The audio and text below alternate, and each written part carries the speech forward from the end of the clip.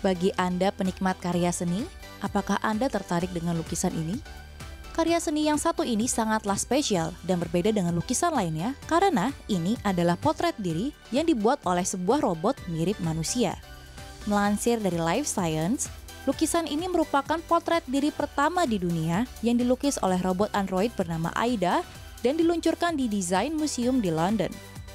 Gambar yang sangat akurat dan mirip dengan aslinya ini mempertanyakan peran kecerdasan buatan dan menantang gagasan bahwa seni hanya bisa dibuat oleh manusia.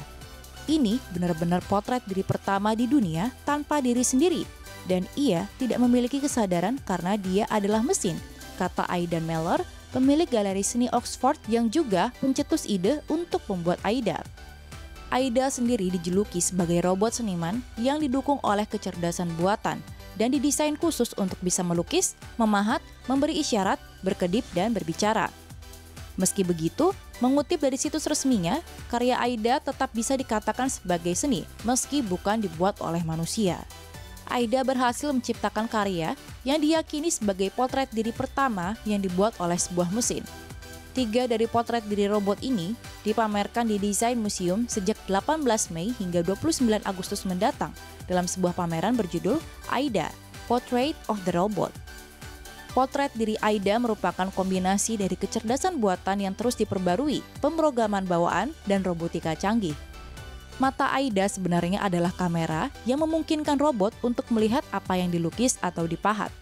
Sementara lengan robotik dikendalikan oleh kecerdasan buatan yang mampu bergerak membuat potret diri realistis sekaligus menyertakan teknik dan warna yang biasanya digunakan oleh seniman manusia.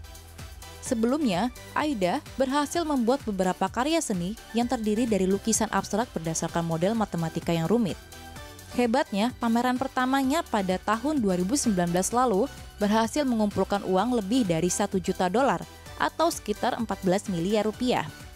Tak hanya bisa membuat karya seni, Aida juga dirancang untuk terlihat dan bertindak seperti wanita sungguhan, meski kepala dan tubuhnya terlihat mirip boneka, serta lengannya tetap terlihat seperti robot. Butuh waktu 2 tahun bagi para ahli yang terdiri dari sekelompok tim programmer, ahli robot, ahli seni, dan psikolog dari Universitas Oxford dan Universitas Leeds di Inggris untuk mengembangkan Aida sejak tahun 2017 hingga 2019. Nama Aida sendiri terinspirasi dari Ada Lovelace, ahli matematika Inggris yang dianggap sebagai salah satu pemrogram komputer pertama.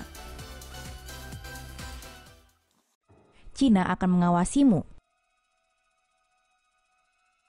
Negara terpadat di dunia sedang membangun jaringan pengawasnya dan bisa terus mengawasi satu sama lain dari 1,3 miliar warga mereka. Kira-kira 176 juta kamera pengawas yang dilengkapi AI saat ini dipasang di seluruh Cina dengan jumlah yang ditetapkan meningkat menjadi 626 juta pada tahun 2020.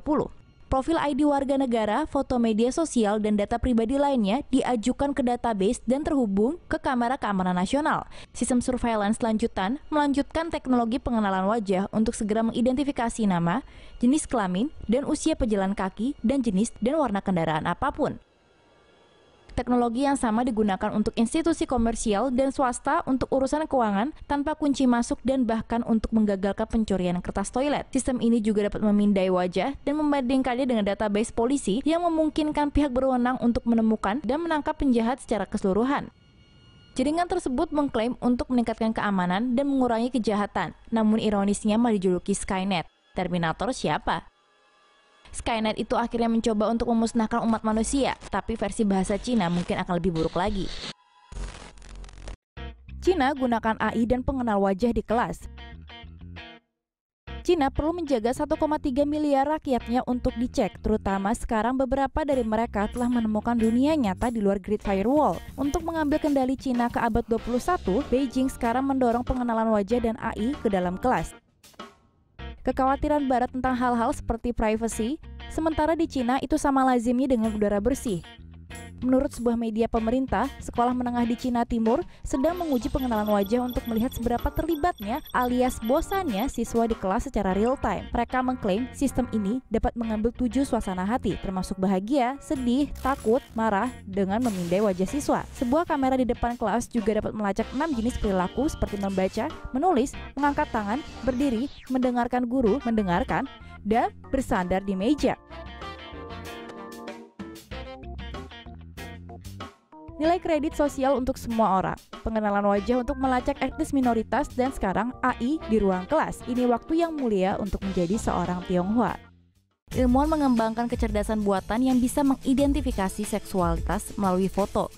Para ilmuwan di Stanford telah mengembangkan radar gay di dunia nyata, tapi pendapat komunitas LGBT terbagi apakah itu hal yang baik. Inilah alasannya, kecerdasan buatan mengamati foto-foto yang tersedia dari website Kencan untuk mengidentifikasi apakah subjek foto itu gay atau tidak. Total sudah ada 130.741 gambar. Ini terbukti lebih efektif dibanding studi penghakiman manusia. Secara keseluruhan, radar gay ini mampu mengidentifikasi wanita gay dengan akurasi 74% dan pria gay 81%. Para peneliti mengatakan bahwa radar gay mampu melakukan dengan melihat fitur sederhana, sementara bentuk hidung dan gaya rambut, dan hanya bisa melihat orang kulit putih berusia antara 18 hingga 40 tahun. Kritik terhadap studi ini dikhawatirkan bahwa teknologi dapat direplikasi oleh pemerintah negara tempat kaum gay diadili. Studi ini akan dipublikasikan di Journal of Personality and Social Psychology. Bagaimanapun diadakan untuk mengulas permasalahan etika. Aliansi gay dan lesbian meminta pihak Stanford dan media untuk menghilangkan kesalahannya dengan menyebutkan kekurangan dalam penelitian ini. Sebagai tanggapan, para ilmuwan berkata bahwa mereka berharap semoga penelitian mereka salah. Tapi ditambahkan bahwa teknologi hanya bisa dibongkar oleh data ilmiah dan replikasi, bukan oleh pengacara atau petugas komunikasi yang tidak memiliki latar belakang ilmiah. Turunnya angka kelahiran di Jepang dari tahun ke tahun membuat pemerintah setempat harus melibatkan artificial intelligence untuk mencarikan rakyatnya jodoh.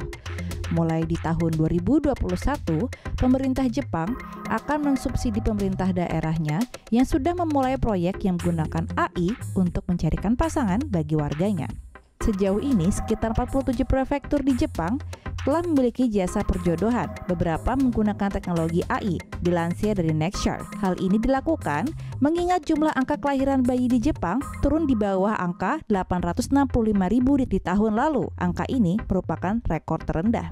Dilaporkan oleh kantor berita AFP melalui BBC, tahun depan pemerintahan Perdana Menteri Yoshihide Suga berencana untuk mengalokasikan dana sebesar 2 miliar yen atau sebesar 19 juta dolar untuk meningkatkan angka kelahiran melalui program perjodohan AI. Harapannya, dengan perjodohan AI ini, sistem akan melakukan analisis yang lebih canggih dari formulir standar ketika orang-orang mendaftar. Beberapa sistem akan dibatasi untuk mempertimbangkan kriteria seperti penghasilan dan usia, dan akan menampilkan hasil apabila ada kecocokan yang sama. Salah satu pejabat kabinet mengatakan kepada AFP, mengutip dari BBC, "Kami secara khusus berencana untuk menawarkan subsidi kepada pemerintah daerah yang mengoperasikan atau memulai proyek perjodohan menggunakan AI. Kami berharap dukungan ini akan membantu membalikan penurunan angka kelahiran," tambahnya.